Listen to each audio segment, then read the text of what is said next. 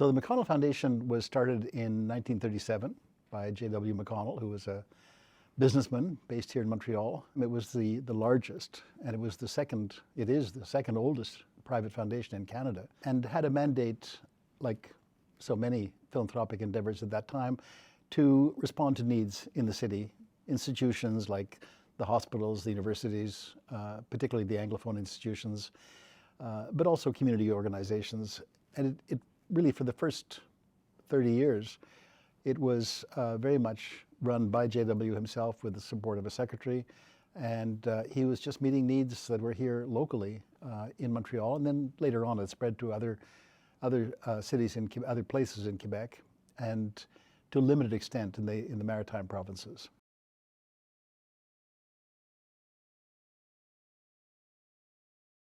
Donc, la Fondation a maintenant une portée nationale après avoir été très ancrée à Montréal.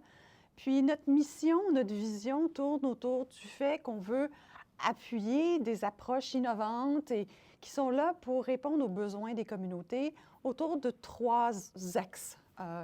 La question de la résilience des communautés, les changements climatiques et la réconciliation. Et pour faire ça, qu'est-ce que c'est le rôle d'une fondation? Qu'est-ce que McConnell fait? On le fait à plusieurs niveaux. Le premier, c'est évidemment de faire des contributions financières, philanthropiques. La deuxième, c'est d'investir. La troisième, c'est de renforcer les capacités des organisations du milieu, du secteur. C'est aussi de s'assurer qu'on peut appuyer des démarches pour veiller à ce que des changements de politique publique soient faits. On est là aussi pour rassembler, pour collaborer avec d'autres. Puis évidemment, on fait tout ça dans un esprit d'apprentissage constant. On est situé sur le territoire non cédé de Tiohtià:ke ou Moniwong. Et pour nous, c'est important de reconnaître que Montréal, c'est notre lieu, mais que ce lieu et le gardien, c'est la communauté Kanien'kehá:ka à Mohawk qui veille aux terres et aux eaux sur lesquelles on se trouve. Donc aujourd'hui, on a 38 employés à la Fondation McConnell, certains qui sont basés à Montréal, mais on en a aussi dans d'autres parties du pays, que ce soit en Ontario ou en Colombie-Britannique.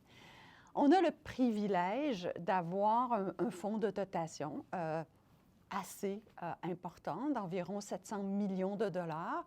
Et ce fonds de dotation, ce privilège que nous avons, bien, il nous donne aussi des responsabilités. Donc, on s'assure non seulement d'investir avec ce fonds-là de façon responsable, éclairée et alignée avec notre mission, mais on s'assure aussi de travailler avec un réseau d'organisations, de partenaires qui sont alignés avec notre mission. Au total, depuis la création de la Fondation, c'est plus de 800 millions de dollars qui ont été déboursés à travers des organisations à travers le pays.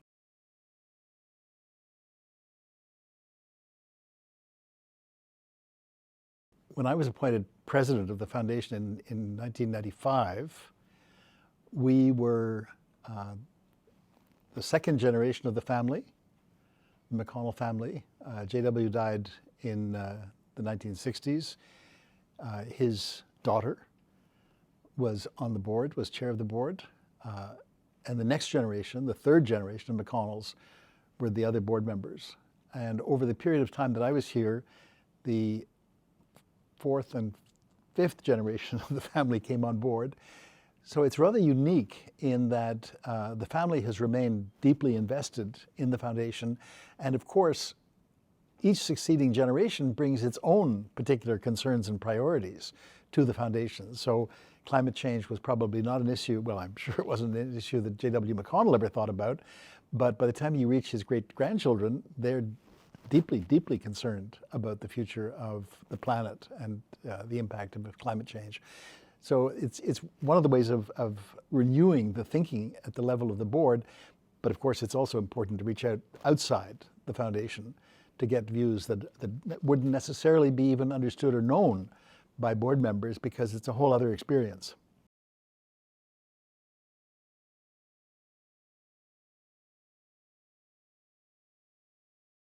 So in the 90s, there was an interest on the part of the trustees, given the size of the foundation and its experience, to go beyond Quebec and to look at funding nationally right across Canada. The question was, what can you fund nationally? And it seemed to us that one of the major questions at the time was these large challenges that Canada was facing along with other countries. And if we look at the context of the 90s, there was a lot of change happening. The government was cutting back because of deficit reduction policies. And so the community sector was very squeezed. Of course, they were getting support from philanthropic donors, but very often this was much more focused on alleviating symptoms and not addressing root causes. And one of the things we were concerned about was that given the drop in government support, these charities, local organizations, community groups were going out to the public and asking for support, but it was very hard for them to demonstrate the impact that they might be having. And donors are, there's always a kind of interest in new things, new ideas, startups, and so on, pilot projects, but very seldom do we go beyond that. And the thinking at the foundation was, we have some comparative advantages in relation to other funders, particularly being able to take risks because there is an endowment behind us. Government is unwilling to take risks. Individuals and corporate donors are rarely willing to see money that they've donated not turning into some productive action. But a foundation can do that. We can take a long view. And so the idea was that the foundation should really move into the area which was largely neglected by other donors and see whether we couldn't identify some of the root causes and look at innovation. And the term social innovation didn't even exist in the early 90s, but look at that as just one example of bringing into the community sector ideas and movements that were already well entrenched in, particularly in the private sector, where the whole concept of disruptive innovation had taken hold. People understood that was something that was affecting all aspects of society, but it was very difficult to enable the community groups, which were in need of an ability to try out their own ideas, and not on a pilot project basis. We wanted to be sure that the foundation's support was taking these new initiatives, what we call social innovations, and ensuring that they were durable, that they had impact, that they were sustainable, and that they had the potential to scale up so that we could really see a change in the underlying conditions that were giving rise to some of these social challenges that we wanted to address.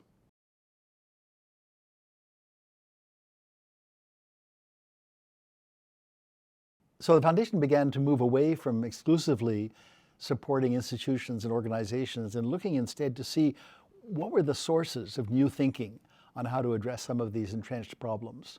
And very often, of course, those sources come from the community itself. These are the people who are directly impacted by a problem and often have the best ideas about how to approach them, but rarely have the opportunity to say and to determine how these could best be looked at. So we started to identify individuals who were doing interesting things with the potential, as I say, of scaling up. And we funded what we began to refer to as social innovators, a few at first and then more and more, until we began to realize that doing this on an individual basis was inherently limiting. We could never possibly have encountered all of the people across Canada who are doing really extraordinary work in devising new ways of addressing problems in their communities. And so we began to look more at what are the patterns that lead to successful innovation. Successful innovation meaning that it wasn't just dealing with the symptoms of problems. We could see that the whole structure, the way in which problems were framed, and therefore the possibilities of solutions were being altered by some of these interesting examples that people were coming to us with. And that led to an effort on our part to step back from the funding of individual, interesting local initiatives and look instead for patterns. And we developed a collaborative approach with other institutions which represented significant sectors. So we had, for example, the University of Waterloo, which had a capacity for doing the research and the intellectual work underlying the whole concept of social innovation. We had Mars Discovery District in Toronto, which really came out of a private sector and government partnership, we wanted to pull in some of the private sector thinking about entrepreneurship and also about social finance and how you invest in new ideas, which obviously is an area of expertise in the private sector, which doesn't exist probably not as successfully with government and certainly not very much in the community sector, where it's very expensive and very challenging to take risks in the way that the private sector can. And thirdly, a Plan Institute, which was based in Vancouver, working with people with disabilities, which had a real grounding in the community. And by bringing these four different kinds of organizations together in what we called the Social Innovation Generation program, SIG, we were looking to see whether through this kind of collaboration we could begin to discern how we could create in Canada, we could contribute to creating in Canada a culture of continuous innovation. The kind of thinking that we take for granted in the private sector, where we understand that unless there's investment in new ways of doing things, new products, new processes, companies will simply go bankrupt. But in the community sector, we have no allowance for that. We don't give people the freedom to try and experiment and test. We want them to demonstrate success every time, or the risk is we won't renew funding.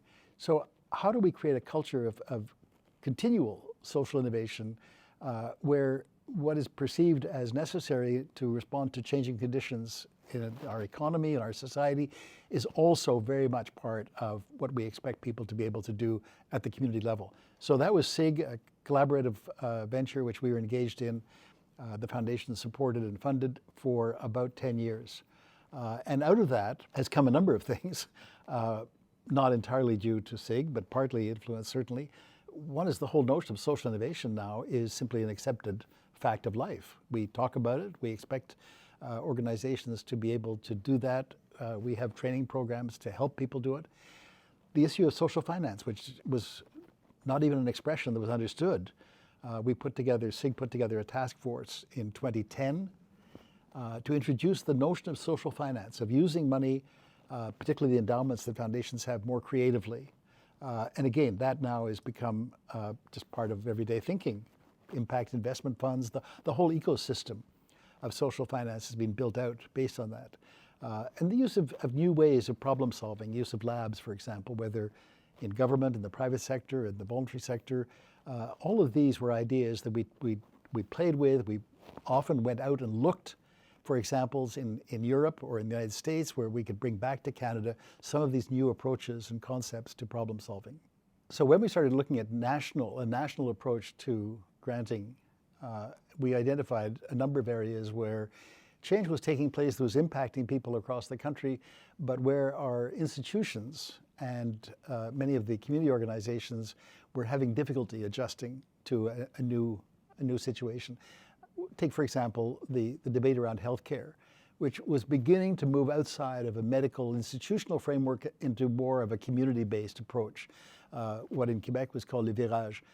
It required the hundreds of organizations working in the field of health to change their approach and see it more as a system with many parts, as opposed to each one pursuing its own particular thematic interest area. But there was no structure to help organizations make that adjustment, and that's where the foundation was able to step in and provide training. And there were other areas like that where national programs, which really were national challenges that the country was facing in the social sector, we could step back a little bit and say, we're not just supporting individual projects through grants, we're looking at the framework in which all of this activity is taking place and seeing to what extent by a range of granting, funding, in some cases advocacy with government, we could help organizations to adjust to this new reality and take a more systemic and a more, what we recognized was a more complex approach to granting. And in the process, of course, we learned a great deal about it ourselves because, as is well known, you don't talk about change without recognizing that the first change has to be with your own self, your beliefs, your attitudes, and in an institution, an organization, its processes and ways of operating, its understanding of the milieu in which it functions.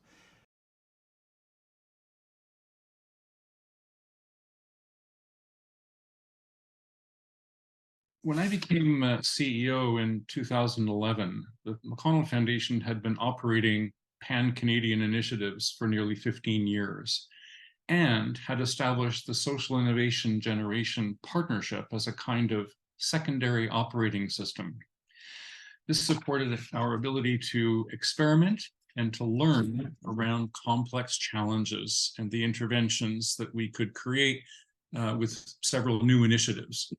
And in doing so, we sought to expand the boundaries of what foundations can accomplish. Innoweave, for example, was launched in 2011 as a platform for increasing the innovation capacity of Canada's social sector. A sustainable food systems initiative worked collaboratively on supply chain issues with farmers, wholesalers, retailers, and governments. Recode built on the Foundation's historic involvement with universities to initiate a series of papers, workshops, and grants focused on expanding universities' engagement with communities.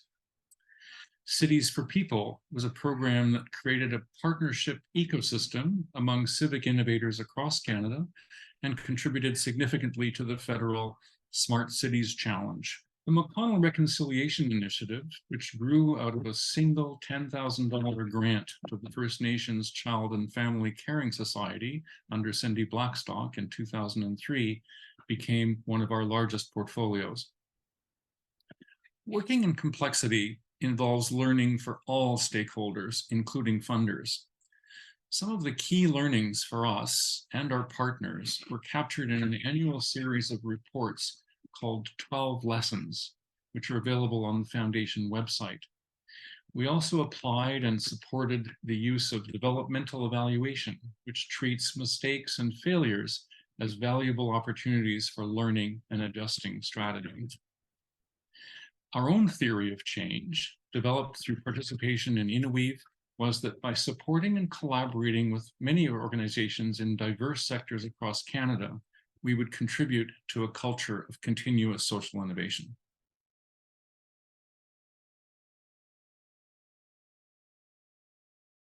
La Fondation McConnell, pendant plusieurs années, a eu des programmes ou des initiatives selon certains domaines. Donc, c'était soit sur les questions liées à l'éducation postsecondaire ou liées à la santé mentale avec Well Ahead, ou bien les questions liées au système alimentaire avec Nourrir la santé. Donc, tous ces programmes travaillaient un peu en silo, avaient leurs propres objectifs. Donc, c'était une approche entrepreneuriale. Et donc menée par la Fondation. Une de ces initiatives très importantes qui s'appelle Innoweave existe encore aujourd'hui.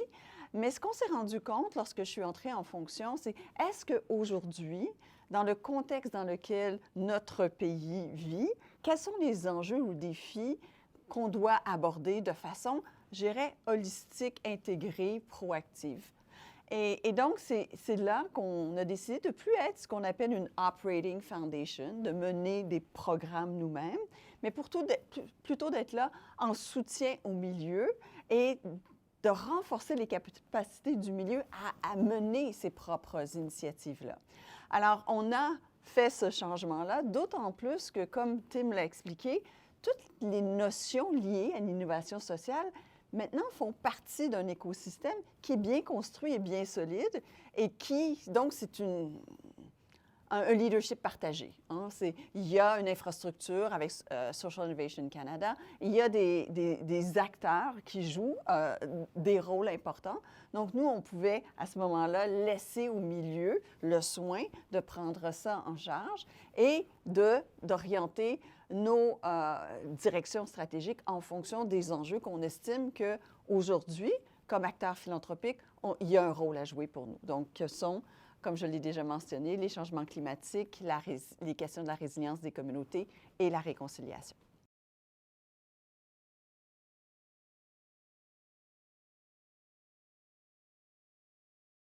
As one of the signatories of the philanthropic sector's commitment to the Truth and Reconciliation Commission's calls to action, the McConnell Foundation believes reconciliation inevitably transitions to a reconciliation economy, where resources are equitably shared and sustainably managed.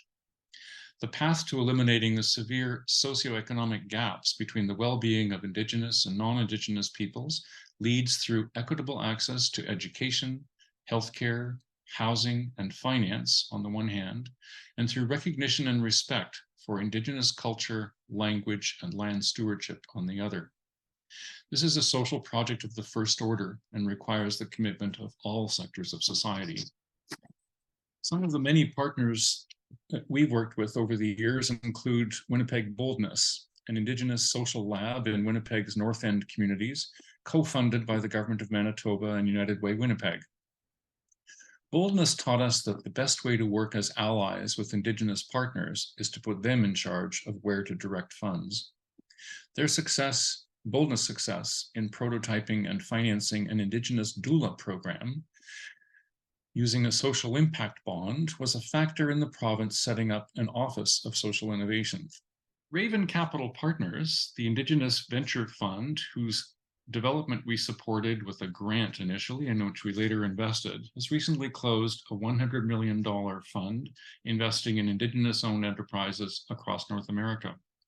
They also operate their own foundation, setting up outcomes finance projects in chronic disease prevention, energy transition, and so on.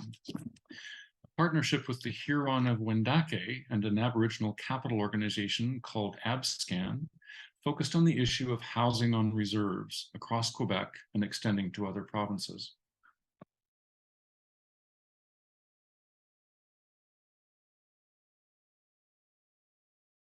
Connell started its journey in impact investing in 2007 when we made a $10 million bridge loan to finance the construction of a university. The loan was repaid in full with interest in 2009, making it an important milestone for us because, as you recall, this was a time of great financial uncertainty. The experience of making a direct investment in a grantee and making a decent return at a time when the financial markets were going through a period of great turbulence gave us the confidence to further explore impact investing as a means of advancing our philanthropic objectives. In 2010, we made our second impact investment in a private equity fund investing in clean energy, sustainable food, and fair trade organizations. The question we were asking was how much more could we accomplish in the pursuit of our philanthropic objectives if our investments were aligned with our granting? In 2012, with newly introduced regulatory guidelines from the Canada Revenue Agency on how foundations could deploy program-related investments, we began the implementation of our board's mandate to allocate 5% of our endowment in impact investing. Not long after, we doubled that goal to 10% and accomplished that in 2018. Following our participation in the Canadian Task Force on Social Finance, McConnell worked directly with government, initially with Senator Ratna Omidvar, and then on the federal government's Social Innovation and Social Finance Co-Creation Steering Group to establish a social finance fund, which we called for in 2018 and which was launched at the end of May. The fund will eventually provide social purpose organizations with $755 million in repayable matching funds that put capital to work in the social sector, growing the social economy and financing solutions to complex challenges.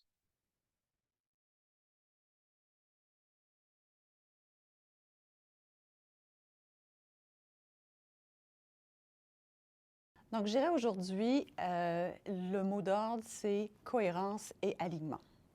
La Fondation a identifié 3 sphères d'intérêt. Donc, c'est évident que pour utiliser tous les leviers que nous avons, dont le fonds de dotation, c'était important pour nous de regarder ce fonds de dotation-là. Et oui, l'investissement d'impact faisait partie des stratégies. 20 % était notre objectif. Et donc, en décembre dernier, le conseil d'administration a décidé d'y aller all the way, je dirais, avec une vision de 100 % d'impact. Pourquoi? C'est sûr qu'il y a des pressions tout à fait légitimes du milieu pour se dire, bien, qui sont ces fondations pour détenir autant d'avoirs? Quelle est leur légitimité? Et on se pose des questions comme fondation. Est-ce qu'on va avoir une approche, je dirais, traditionnelle au niveau de nos placements? Est-ce qu'on va arrêter dans le temps? Donc, la question de la pérennité s'est posée. ou bien voulons-nous utiliser 100% de nos actifs pour le bien commun? Et c'est la décision que notre conseil d'administration a prise en décembre 2022. Et cette vision-là, donc, elle veut dire que d'ici 2028, 100% de nos avoirs vont être placés dans des fonds ou dans des projets qui ont un impact. C'est évident qu'avec ça vient un travail d'apprentissage important. Comment on fait pour mesurer l'impact? Comment on s'assure qu'il n'y ait pas de ce qu'on appelle du impact washing, que ce ne soit pas juste un outil de marketing, qui ait vraiment de l'impact au-delà de ce qui est dit. Alors, il faut mettre en place des cadres et des façons d'évaluer tout ça. Donc, on va être en mode apprentissage, ça c'est certain. Le fait que nos trois sphères d'intérêt, que sont la réconciliation des changements climatiques et les communautés, bien, on a une attention particulière à ça. Et c'est pour ça aussi qu'on a annoncé notre plan d'action climatique. Notre objectif est qu'en 2050, avant 2050, on soit à net zéro, donc carboneutre. Mais on est inspiré par tout ce qui se fait en Europe, donc on s'est donné des objectifs à court et moyen terme qui sont assez ambitieux. Donc on a fait en premier le portrait de quelle est l'empreinte de notre portefeuille. En 2020, on a vu que c'était 95 tonnes par million de dollars.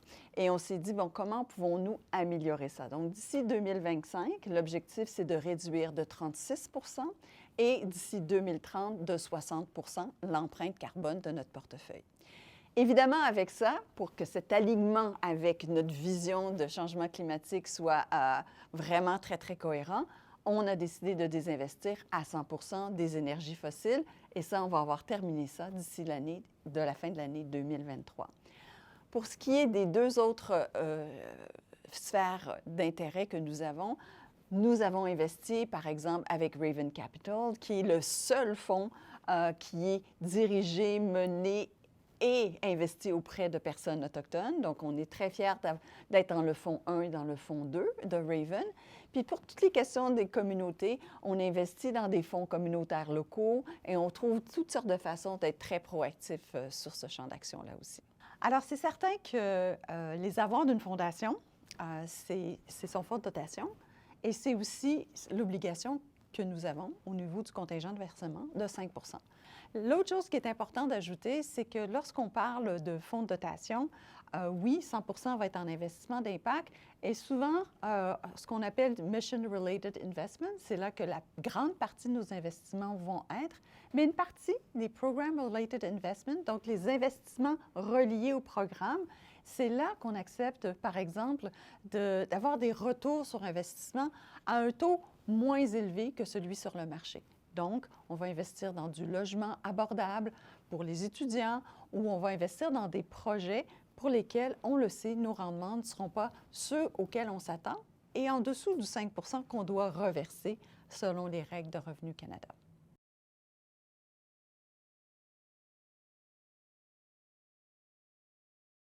Donc, c'est certain que pour arriver à identifier ces trois sphères d'intérêt, on a regardé qu'est-ce qui se passait au Canada. On a fait une analyse de l'environnement et on a essayé aussi de voir au-delà des enjeux, parce que lorsque la décision a été prise à la fin 2020, bien, les questions de réconciliation n'étaient pas autant dans l'actualité. Oui, on parlait de changement climatique, mais il n'y avait pas eu ces feux un peu partout à travers le pays. Donc, on était un petit peu en avance par rapport à ce qui était d'actualité, je dirais ça comme ça. La chose qui était importante pour nous, c'était de cette interconnexion. Lorsqu'on parle de réconciliation, c'est sûr que ce sont les communautés les plus affectées par les changements climatiques. Et c'est sûr qu'on parle de résilience de communautés. Donc, pour nous, ces trois sphères d'intérêt sont vraiment très, très interconnectées. Pour chacune d'entre elles, on a fait un exercice de théorie de changement. Qu'est-ce que nous, comme fondation, pouvons nous faire pour faire avancer les choses?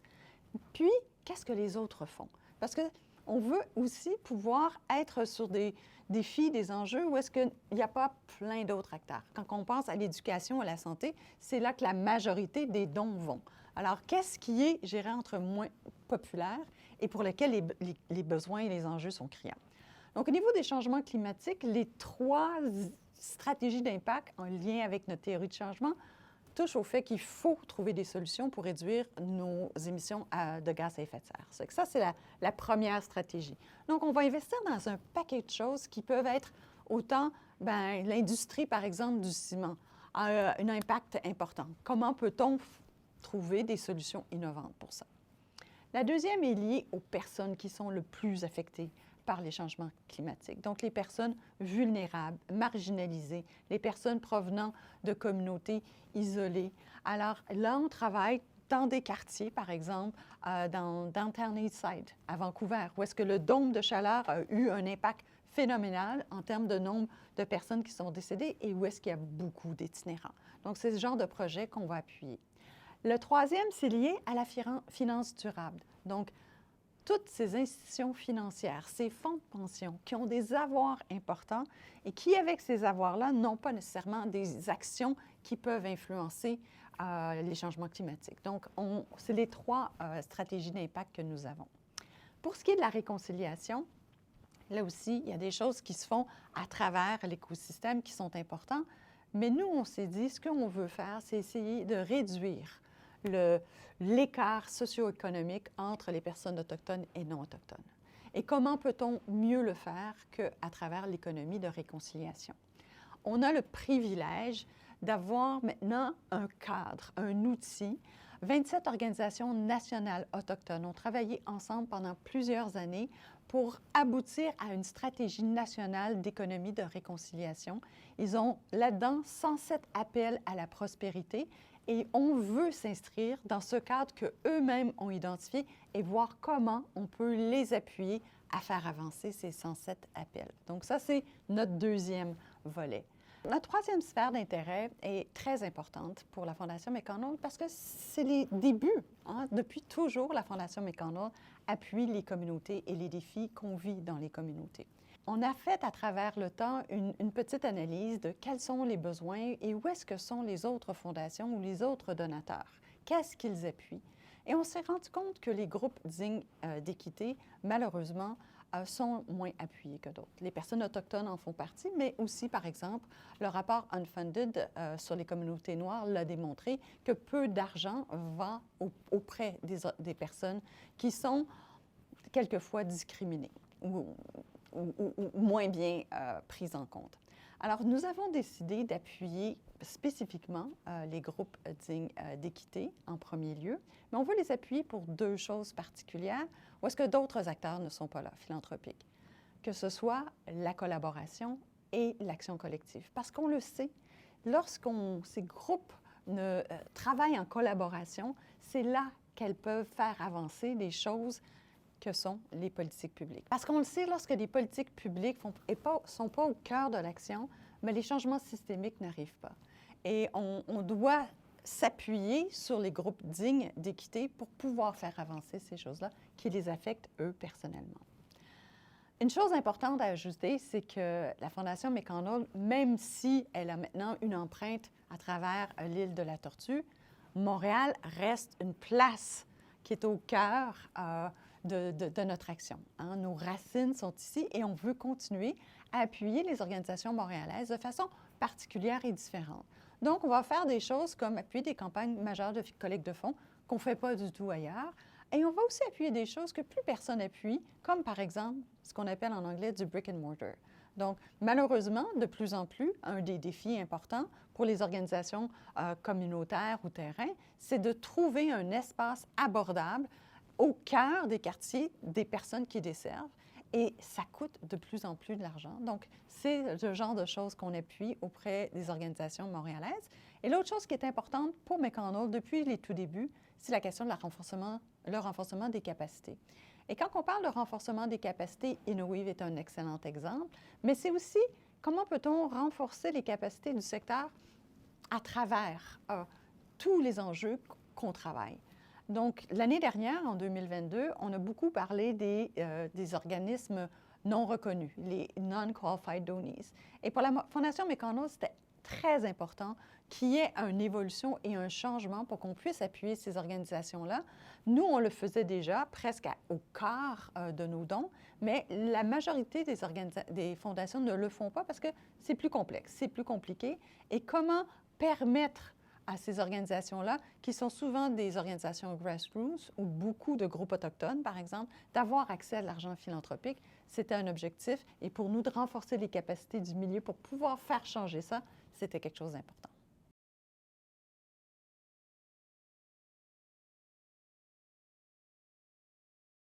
Donc, en 2022, c'est 32,5 millions de dollars que nous avons déboursés à peu près un peu moins de 200 organismes. Et il y avait à peu près 150 organismes qui ont reçu du microfinancement via Innoweave pour du renforcement de capacités. C'est certain que ce montant-là, il est tout petit avec l'ampleur des défis que nous avons à vivre. Et c'est certain que de collaborer avec d'autres, ça fait qu'on peut mieux identifier les enjeux sur lesquels on veut avoir un impact important. On a, depuis toujours, à la Fondation McConnell, collaboré avec d'autres organisations philanthropiques, mais aussi avec d'autres acteurs. Et une des choses qui est une réalité et qui est importante à prendre en compte, c'est ce pouvoir que nous avons comme organisation philanthropique. Et que les organisations terrain, les organisations communautaires, les grassroots, elles savent mieux que nous qu'est-ce qui se passe et quels sont leurs besoins. Alors, depuis quelques années, nous appuyons de plus en plus des organisations qui font du financement participatif. On leur fait un don et ces décisions-là se font au niveau très local. Et c'est 4,6 millions en 2022 qui ont été alloués à ces organisations-là dans le Grand Nord, dans l'Ouest, dans toutes sortes de régions à travers le pays. Et ça, c'est vraiment une façon de collaborer où est-ce que nous, on apprend comme organisation philanthropique, mais où est-ce que tout ce niveau de confiance-là et ce transfert des décisions se fait à un niveau très important. Donc ça, c'est une façon de collaborer. Une autre, c'est de travailler avec les autres organisations philanthropiques sur des modèles de collaboration qui varient beaucoup. Donc, ce qu'on appelle en anglais les pooled funds ou des fonds rassemblés, on le fait à différents niveaux. Le premier, je vais vous donner un exemple pour les questions de changement climatique. Il y a un groupe qui s'appelle le Low Carbon Funders Group, où est-ce qu'on se met ensemble, on est une douzaine, et on identifie à chaque année les campagnes sur lesquelles il faut agir, de mobilisation, les campagnes de sensibilisation, les campagnes de public et les campagnes de publicité. Et c'est un réseau d'organismes environnementaux qui s'y connaît, qui mène à bien ce travail-là. Le deuxième exemple que je vais vous donner est en lien avec la réconciliation qui se passe dans le nord du Manitoba. Et c'est un collaborative qui est autour du food system. C'est que j'utilise les mots en anglais parce que c'est ça le nom du collaborative. Et là, c'est de voir avec les communautés autochtones, sur le terrain elles-mêmes, c'est quoi vos besoins. Je vais vous donner un exemple tout simple. J'étais à Churchill à l'automne dernier et un trappeur est venu nous expliquer comment les fonds que nous avons transmis ont été utilisés.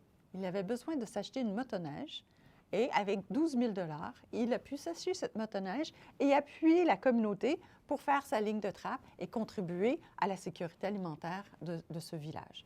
Donc ça, c'est une façon, cette décision est prise très, très localement et nous, on y contribue avec d'autres organisations philanthropiques.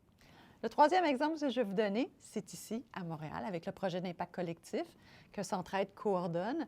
Et c'est vraiment un projet où est-ce que toutes les décisions sont prises au niveau des quartiers. C'est les quartiers qui identifient quelle est leur vision de quartier, quel est leur plan stratégique, quels sont les projets qu'ils veulent mener. Et ces fonds-là transitent et vont dans les quartiers et les décisions se prennent à ce niveau-là. Alors, pour le Fonds amplifié, lors du 375e anniversaire de la Ville de Montréal, un groupe de fondations, à l'initiative de la Fondation McConnell, puis c'est des fondations autant publiques que privées, ont décidé de se rassembler pour essayer de voir si on pouvait mieux collaborer ensemble pour répondre aux besoins et aux enjeux de notre communauté. On a fait plusieurs choses ensemble et la plus récente est directement liée à une question d'actualité brûlante qui est l'accès à du logement abordable. Alors, on a décidé ensemble de créer un fonds qu'on appelle le Fonds amplifié qui vise non seulement à augmenter le nombre de logements abordables dans le Grand Montréal, mais aussi d'y mettre la notion de logement abordable et vert. Parce que malheureusement, ce qui arrive lorsqu'on a des contextes financiers difficiles, économiques, qui sont un défi, toutes les questions climatiques qui sont quelque peu plus coûteuses sont souvent mis de côté. Alors pour nous, comme groupe de fondation, c'était important d'allier les deux aspects, la question de l'abordabilité et la question climatique en même temps.